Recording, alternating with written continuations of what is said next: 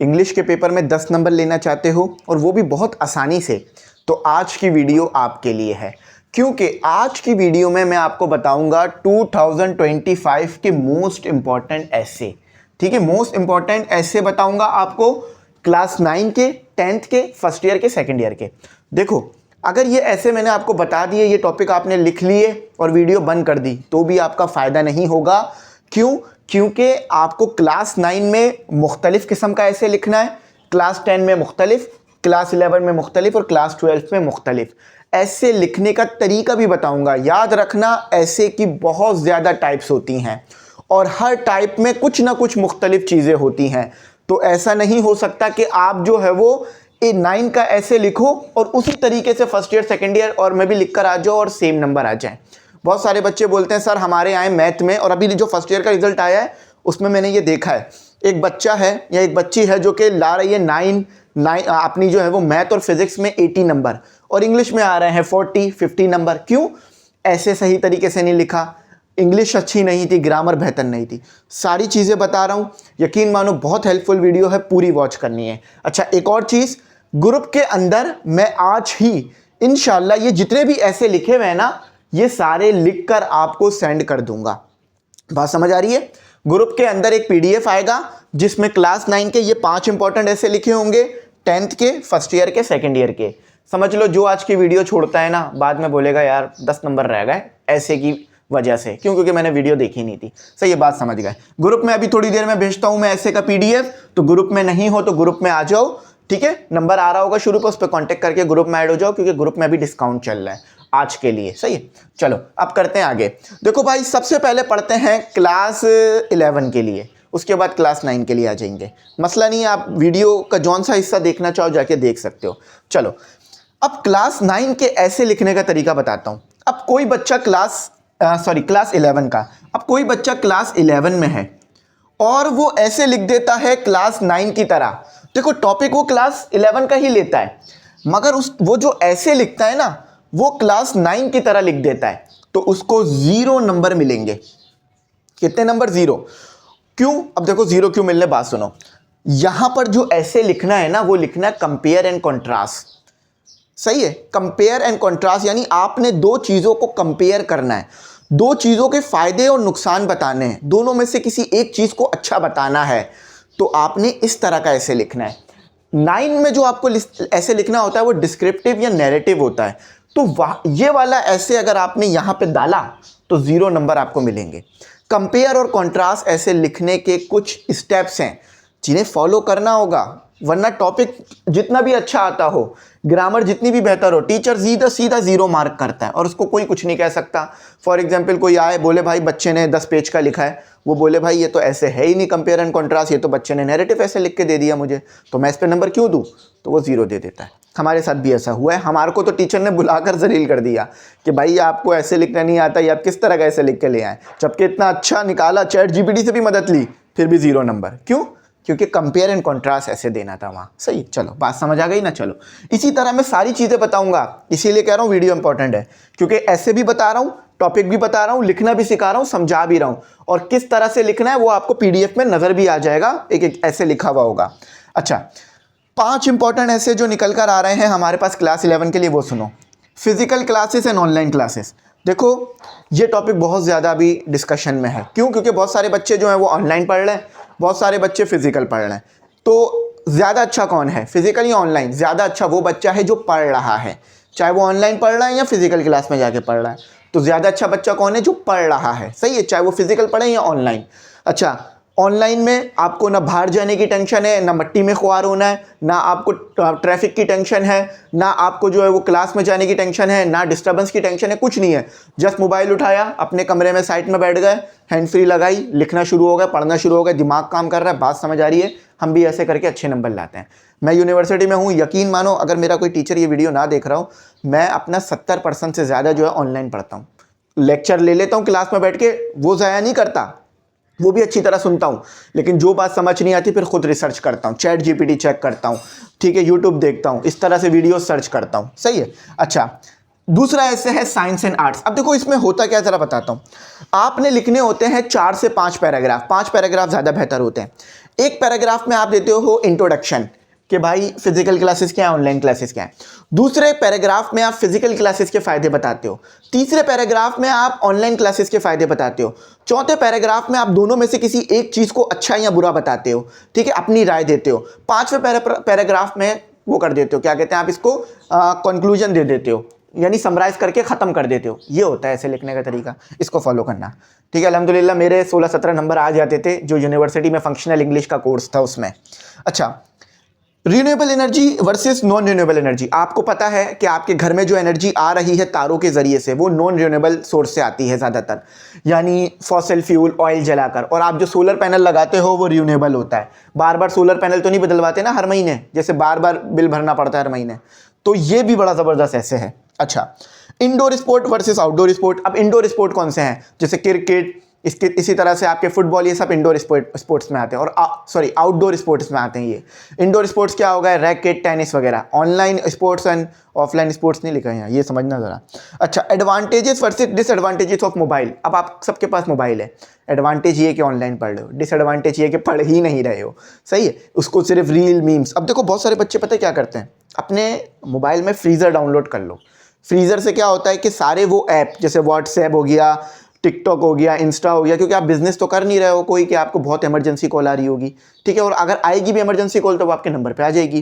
देखो Insta, TikTok, WhatsApp, ये सारी चीज़ें क्या करो, इस सारी चीज़ों को आप कर दो बंद, फ्रीज कर दो, और सिर्फ अपना जो पढ़ने वाला ऐप है यूट्यूब वगैरह उसको पढ़ो। और एक अपना दिमाग बना लो, जो भी नोटिफिकेशन आ जाए, किसी की भी फ्रेंड रिक्वेस्ट आ जाए, मैंने मना करना है, मैंने अपना पढ़ना है, जब पढ़ लूंगा फिर फ्रेंड रिक्वेस्ट चेक करूंगा। सही बात समझ गए ना। चलो ये फर्स्ट ईयर के लिए हो गए। अच्छा, अब आ जाओ 9 वाले भाई बहनों के लिए, 9 वाले बच्चों पे आ जाते हैं। आपको अगर 10 के देखने हो, सेकंड ईयर के देखने हो तो वीडियो आगे कर लेना, टाइम ज़ाया नहीं करना। हाँ, अब देखो 9 में जो ऐसे लिखना होता है ना, वो सिंपल डिस्क्रिप्टिव या नैरेटिव होता है। सिंपल ऐसे होता है आपका, और आपको पढ़ाया भी यही 2 गए हैं, तो इस तरह के। अब देखो डिस्क्रिप्टिव ऐसे में क्या होता है, आप डिटेल्स दे रहे होते हैं चीज़ों की।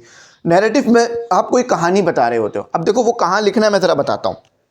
अब देखो ये माय फेवरेट पर्सनैलिटी वाला जो ऐसे है ना, ये बच्चों को सीधे सीधे नंबर दिलाता है। कैसे, इसमें आप बहुत सारे ऐसों को लिख सकते हो। For example, my favourite teacher, वो आप याद करके गए थे या वो पढ़ के गए थे। और हाँ, याद नहीं करना है, ऐसे पढ़ना और फिर अपनी वर्डिंग में इसको इंटरप्रेट कर देना पॉइंट निकाल कर।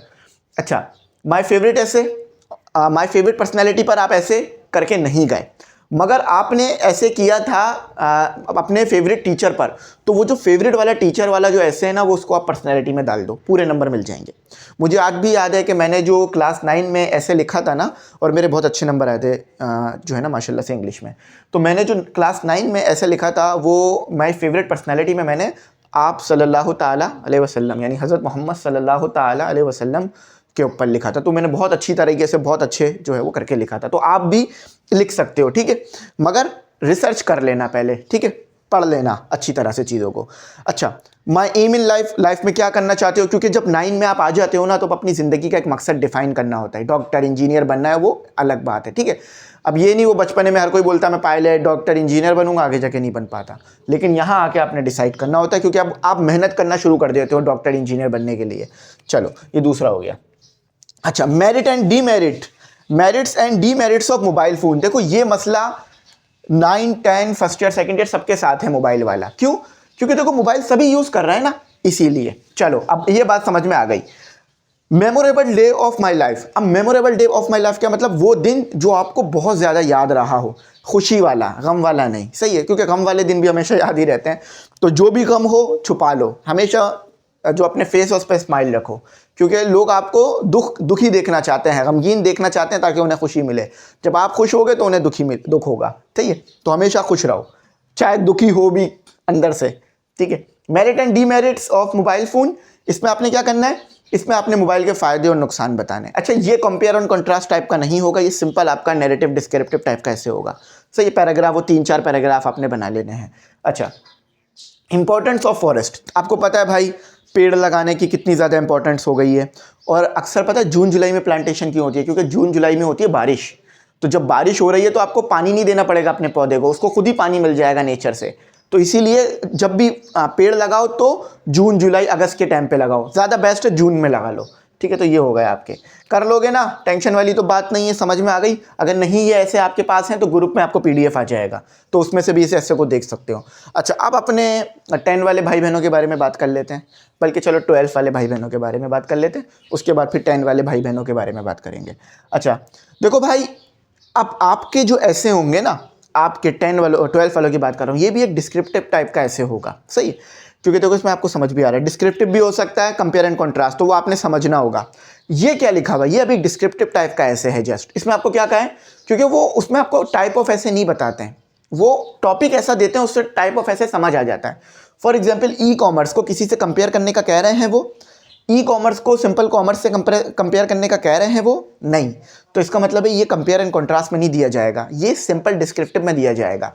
अब ई कॉमर्स क्या है, देखो मैं बहुत सारे ऐसे स्टूडेंट्स को जानता हूँ जो ई कॉमर्स कर रहे हैं, उन्होंने मुझे प्रमोशन का भी कहा था, तो मैं कर नहीं सका क्योंकि टाइम बहुत जो है कम मिलता है चीज़ें करने के लिए, क्योंकि अगर मैं किसी की प्रमोशन करने जाऊँगा तो पहले उसके बारे में जो है वो डिटेल्स लूँगा कि काम किस तरह से हो रहा है, क्या क्या चीज़ें हैं, फिर जाके लोगों को बताऊँगा, क्योंकि मेरे पास भी डिटेल्स होनी चाहिए ना। अब टाइम इतना होता नहीं है कि रिसर्च कर सकूँ, तो इसलिए प्रमोशन वगैरह नहीं कर पाता, बहुत सारे लोग मुझे कहते हैं। अच्छा समझ गए ना। अब देखो ई कॉमर्स में आपने क्या करना है, आपने ई कॉमर्स यानी किस तरह से आप अपना बिजनेस जो है वो डिजिटल मार्केटिंग के ज़रिए से सेल कर सकते हो, जिसमें आपका जो है वो कोई परफ्यूम ब्रांड हो गया या कोई हुडी ब्रांड, क्लोथिंग ब्रांड हो गया, सही, बहुत सारे लोग इस पे काम कर रहे हैं, ख़ास तौर पे पंजाब साइड के लोग तो बहुत ज़्यादा इस पे काम कर रहे हैं और बहुत अच्छी अर्निंग कर रहे हैं और सोशल मीडिया पे शेयर भी करते हैं, आप भी कर सकते हो, बहुत अच्छा काम है। अच्छा, लेकिन पहले रिसर्च कर कर फिर इन्वेस्टमेंट करना, क्योंकि इसमें पैसा तो लगता रहेगा, पैसा आएगा नहीं तो फ़ायदा नहीं है।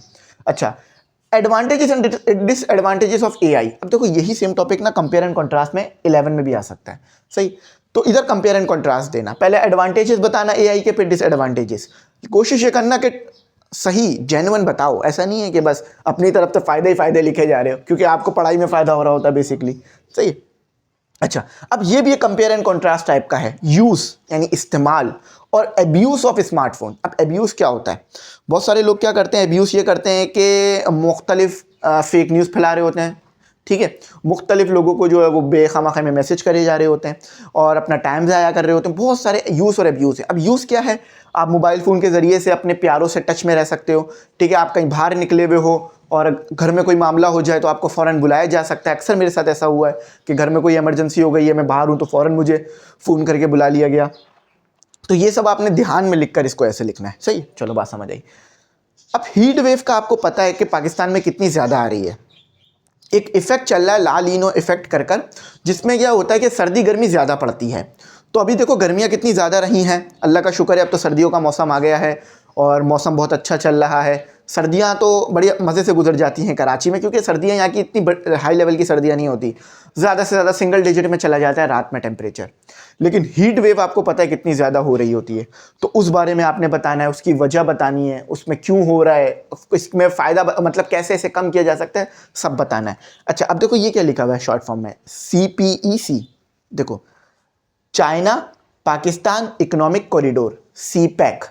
तो CPEC के बारे में आप क्या जानते हो ये बताना है, क्योंकि ये एक ऐसा हमारा जो है वो प्रोजेक्ट है कि जिससे कहा जाता है कि अगर ये प्रोजेक्ट पूरी तरह कंप्लीट हो गया और इस प्रोजेक्ट को हमने कर लिया तो पाकिस्तान की जो मईशत है वो एक नेक्स्ट लेवल पे चली जाएगी, ठीक है। तो आपने इस पर रिसर्च करनी है, सारे मामलात बताने कि क्या ये प्रोजेक्ट कहाँ तक पहुँचा, क्या है क्या नहीं है, किसने शुरू किया, क्यों शुरू किया, गवर्नमेंट्स बदलती रहीं फिर भी ये प्रोजेक्ट कहीं ना कहीं चलता रहा, रुकता रहा, तो आपने इसके ऊपर अच्छी सारी डिटेल्स बतानी है, सही। ये CPEC, मुझे जहाँ तक याद है ये CPEC का जो प्रोजेक्ट है मतलब ये फिजिक्स उसमें आया था, PhD में आया था, ठीक है, क्योंकि हमारे टाइम पे तो ये शुरू ही हुआ था सन 2015-16 की बात, उस टाइम पे ये बहुत पीक पे था, नवाज शरीफ की जो है वो हुकूमत थी उस टाइम पे। अच्छा, अब आते हैं 10 वाले भाइयों पर, ये हमारे भाइयों का हो गया। अब आते हैं 10 वाले भाइयों और बहनों पर। अब आपने ना बड़े सिंपल ऐसे बताने, आपके भी जो ऐसे की टाइप है ना वो डिस्क्रिप्टिव और नैरेटिव टाइप ही होती है ज़्यादातर, ठीक है। तो प्रॉब्लम्स ऑफ कराची, अब प्रॉब्लम्स ऑफ कराची में आपने क्या बताना है, इलेक्ट्रिसिटी का बड़ा मसला है, पानी का बड़ा मसला है। देखो जितना ज़्यादा कराची की आबादी बढ़ेगी ना उतना ज़्यादा चीज़ों का यूज़ भी बढ़ेगा, तो इसलिए फिर मैनेजमेंट भी उसी हिसाब से होनी चाहिए ना। तो प्रॉब्लम्स क्या क्या है मैं बता देता हूँ। पानी का आपको बहुत ज़्यादा मसला फेस करना पड़ता है, इलेक्ट्रिसिटी, गैस, गैस का मसला तो गर्मी सर्दी अब दोनों में ही चलना शुरू हो गया है, पहले तो सिर्फ सर्दियों में था। अच्छा, और पहले बिजली की लोड शेडिंग हुआ करती थी, गैस की बिल्कुल नहीं होती थी, लेकिन अब नेचुरल रिसोर्सेज आपको पता है कम हो रहे हैं, तो वो भी एक वजह है। अच्छा, ट्रैफिक का इशू, स्ट्रीट क्राइम का इशू, इसके अलावा जो है वो बहुत सारे और प्रॉब्लम्स हैं। यहाँ पर जो है वो बहुत सारे मसले मसाइल हैं, ठीक है। अब मैं ज़्यादा का नाम नहीं लूँगा, ऐसा ना हो कोई गलत मसला मुंह से निकल जाए, ठीक है, और फिर एक्सप्लेन करना पड़ जाए, तो इसलिए प्रॉब्लम्स ऑफ कराची, ये बात समझ में आ गई, ठीक है। ठीक है, अब आ जाता है इम्पोर्टेंस ऑफ मुस्लिम यूनिटी। देखो, अगर हम मुसलमान मुत्तहिद होंगे ना, एक होंगे, तो फिर हम ज़्यादा अच्छी तरीके से डील कर सकते हैं वेस्टर्न वर्ल्ड से या उन लोगों से जो हमारे ख़िलाफ़ हैं। तो इसीलिए ये बड़ा ज़रूरी है। वजह भी बताना है कि क्यों मुस्लिम यूनिटी चाहिए, जैसे गज़ा में वॉर रुकवाने के लिए, गज़ा में जो जंग चल रही है, जो जुल्म हो रहा है गज़ा में, उसको रुकवाने के लिए भी जो है वो हमारे को मुस्लिम यूनिटी की बहुत ज़रूरी है, तो ये आपने बताना है। अच्छा, मुस्लिम यूनिटी से मुराद क्या है? इंटरनल मुस्लिम यूनिटी भी और मुल्कों से भी मुस्लिम यूनिटी, सही। अब visit to the hill area of Pakistan. अब आप में से ना बहुत सारे बच्चे ये कहते हैं, सर हम तो कभी इस तरह के हिल एरिया में विज़िट नहीं किया। मज़े की बात बताऊँ, मैंने भी नहीं किया अपनी ज़िंदगी में कभी। मैं अगर किसी हिल एरिया में गया हूँ ना, तो वो हिल पार्क गया हूँ, इससे ज़्यादा हिल एरिया में नहीं गया, और उसमें भी थक जाते हैं क्योंकि वो ऊपर चढ़ना पड़ता है, ऊपर जाना पड़ता है, और फिर वहाँ से लोगों के नीचे घर दिख रहे होते हैं और लोग घर देख भी रहे होते हैं। तो कोशिश करें भाई ऐसी एक जगह पे जाया करें, तो नीचे लोगों के घरों में ना जाके, क्योंकि वो एरिया ही ऐसा ऊंची हाइट पे। तो अब हिल एरिया का करना क्या है? देखो, इसका ये करना है कि गोरख हिल वाला पढ़ा है आपने, माई ट्रैवल डायरी, उसको बहुत अच्छी तरह से पढ़ लो, उसी को अपनी जर्नी बना के लिख डालो। ऐसे का मतलब होता है आपने अपनी जर्नी बतानी होती है, तो अपनी जर्नी बना के लिख डालो। बात समझ आ रही है? अपनी जर्नी बना के लिख डालो, तो ये जो है वो बड़ा ज़बरदस्त हो जाएगा। हिल स्टेशन आप गए भी नहीं हो और हिल स्टेशन के बारे में लिख दो, लेकिन झूठ नहीं लिखना, सच लिखना, सही। क्योंकि देखो, ऐसे में आप क्या करते हो, अपने आइडियाज़, अपनी बात, अपने रिसर्च को दे रहे होते हो ना, इसीलिए। अच्छा, ट्रैफिक हज़ार्ड इन कराची। देखो, अगर ये आ जाए ना प्रॉब्लम्स ऑफ कराची, तो आप सिर्फ ये नहीं लिख सकते ऊपर। क्यों? इसके कुछ पॉइंट तो लिख सकते हो, लेकिन पूरा का पूरा ऐसे ऊपर छाप नहीं सकते, क्योंकि यहाँ प्रॉब्लम्स का जिक्र किया है मैंने। प्रॉब्लम्स आपने मुख्तलिफ मसलों का बताना है, सिर्फ एक के ऊपर सारी बात खत्म नहीं करनी है। तो जब ट्रैफिक हज़ार्ड आ जाए तो सिर्फ ट्रैफिक पे बात करनी है कि ट्रैफिक इश्यूज़ क्यों आ रहे हैं, रोड पे जो खड्डे वगैरह हैं, रोड जो नहीं बने हैं, और रोड पे पता है खड्डे की वजह से मेरा खुद का भी एक्सीडेंट हो चुका है। तो रोड पे अगर खड्डे ना हो तो ये बहुत ज़रूरी है हमारे लिए, सही है। तो ट्रैफिक हज़ार्ड इन कराची, वैसे मैंने कभी ये जिक्र किया नहीं, लेकिन ये था तो मैंने बता देता हूँ। तो जब भी खड्डे वगैरह हों तो कोशिश करें उस रोड पे बहुत हल्के चलें, साइड में चलें, क्योंकि आप पीछे से गाड़ी आ रही होती है तेज़, एकदम से खड्डा आता है, खुदा ना खास्ता स्लिप हो जाए बाइक पे, या बाइक रोकें तो पीछे वाली गाड़ी को इतना टाइम ही नहीं मिलता कि वो रोक सके, वो डायरेक्ट आगे घुस जाती है गाड़ी में। तो इसीलिए कोशिश करें कि गड्ढों में ज़रा एहतियात करें, ठीक है, और ऊपर से फिर चोट लगने का बड़ा ख़तरा रहता है। अच्छा, the profession I like most, वो प्रोफेशन जो मैं सबसे ज़्यादा पसंद करता हूँ। मैं क्या प्रोफेशन पसंद करता हूँ सबसे ज़्यादा? Research in electronics and medical physics, ठीक है, ये मेरा प्रोफेशन है। मतलब इसमें मुझे बहुत जाने का शौक़ है, ये प्रोफेशन अपनाने का शौक़ है। तो रिसर्चर बनना और मेडिकल फिजिक्स में आगे जाना, ये मेरा प्रोफेशन है ना।